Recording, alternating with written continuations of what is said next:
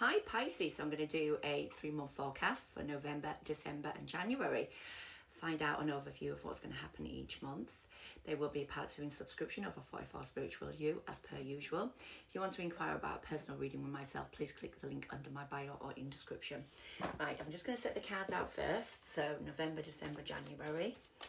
Let's go. Pisces, November, December, and January. Okay, and then we'll do these. November,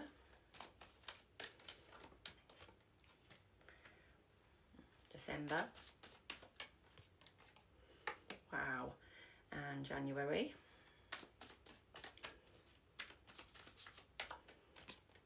Okay, love oracles.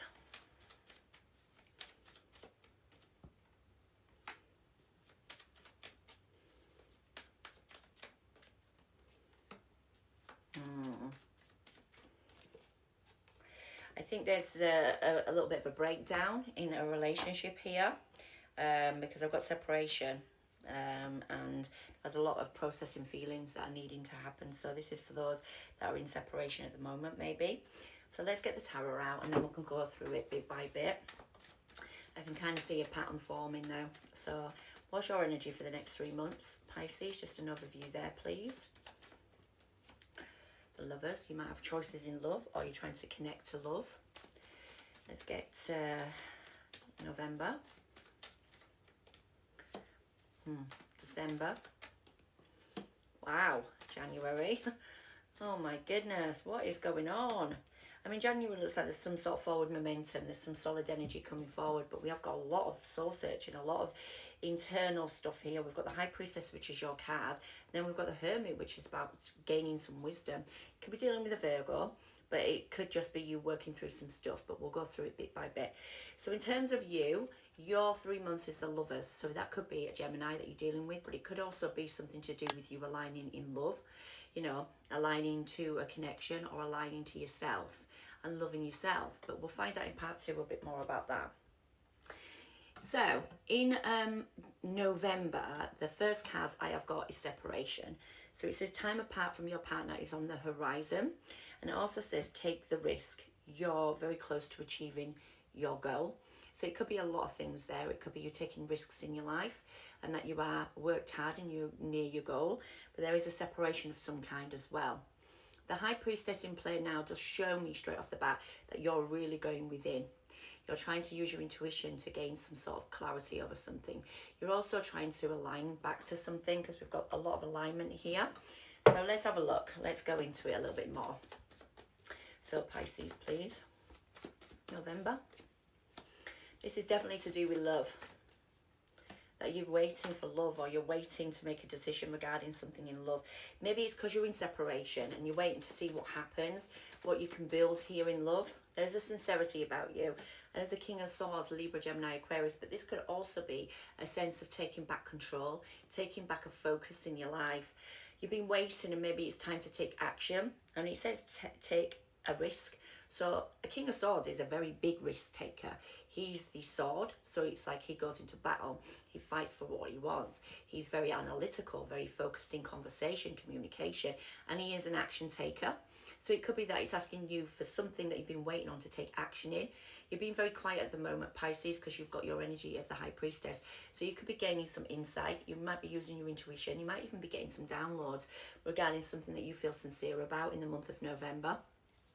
Let's get 2 more cards and find out a little bit more about November. There is a death, so death and transformation maybe. There's a death of a situation that might have already happened. That is Scorpio energy. When Scorpio sees it, let's have a look. And there's you, a High Priestess, holding back, keeping it together after an ending. We have got the Sun, so there's some happiness and abundance maybe around you, but you're trapped, so you're not sure which way things are going to go. Look, I just see you as really working through this sort of ending because I can see it already that there's a separation here, but you're very close to achieving your goals. You just need to take a risk. Maybe it is about you and being more sort of self-sufficient in terms of that King of Swords energy. The death, and you're really working through the death, or someone's closed out a cycle and they're keeping a lot to themselves as well. Seeing as that's High Priestess, I'm guessing it is you. Let's have a look at what's going to happen in December. I was going to say November again, but you know. So in December, I've got make the effort. And it's saying in December, great love is worth taking the risks you are guided to take. So again, it's about risks. And it's about that King of Swords energy. Maybe you're guided to take some risks and make the effort in love. It's also asking you to process your feelings. So maybe you need to process your feelings and put back into something, because we've also got a time to give rather than take. So maybe you've got to give back to something here.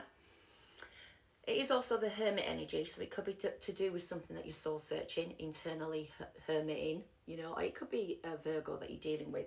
But I'm just seeing you really working out how to gain some wisdom in the month of December, because you are trying to process your feelings.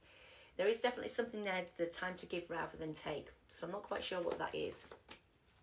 Let's have a look there, Pisces. We've got heal, manifest, and align. There's a wish fulfillment that might be getting healed here.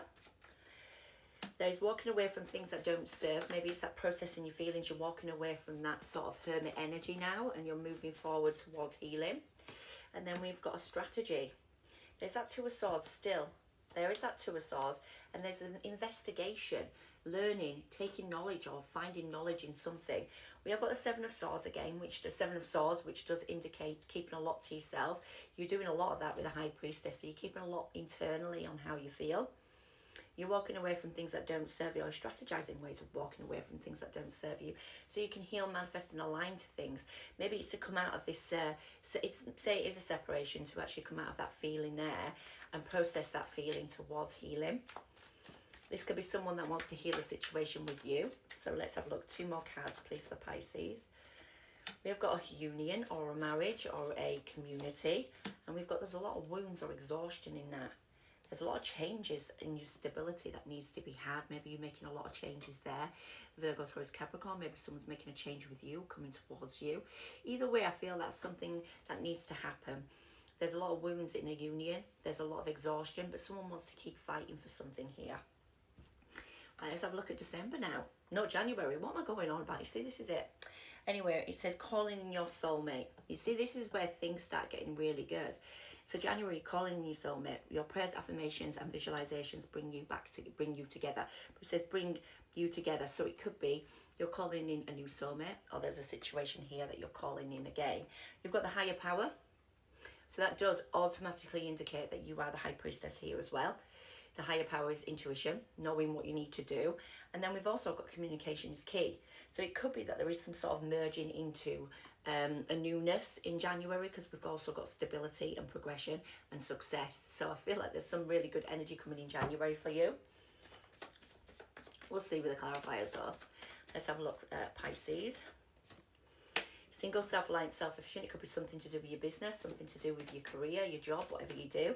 And you're feeling really focused on stability. You're also manifesting stability. And there's a Hermit again. You've got a lot of Hermit energy in the next couple of months. Higher levels of commitment. King of Cups here. Pisces, Scorpio, Cancer, and ending to a new beginning. Wow. Why are we in the Hermit, Pisces? That's so Virgo-esque. We do the Hangman, but we don't do the Hermit. But let's see why. Maybe it's something to do with your foundation. You're having to work through some sort of shadow work, or gain some wisdom. Earthly wisdom, that is. Regarding business, maybe, because we've got stability here. We've got the Devil, January, but we are in Capricorn season. Grounding and rooting something and collaborating and building. I do feel like it's something to do with your business. Well, there is nostalgia from the past here, though. Someone's broken-hearted and wants to stabilise the situation from the past. There's nostalgia attached to that, so it could be to do with this, and that's why we've got the Hermit, the Devil. This could be someone that is in the Hermit in January, and they're manifesting communication, or manifesting, collaboration here. Part of me feels like it's you being very stable, and you're going towards your wish fulfillments in terms of your career. You know, that's a manifestation to you in your stability, and that is a progression, because I know the Devil is like, you feel bound and chained, or you feel like there's a lot going on there. But when it's in when it's in Capricorn season, and it being in the Capricorn season is about grounding and rooting, it feels like something is getting built. So you're trying to ground and root yourself. You're trying to learn lessons, do some shadow work so you can be focused on more about what's going to happen in the future.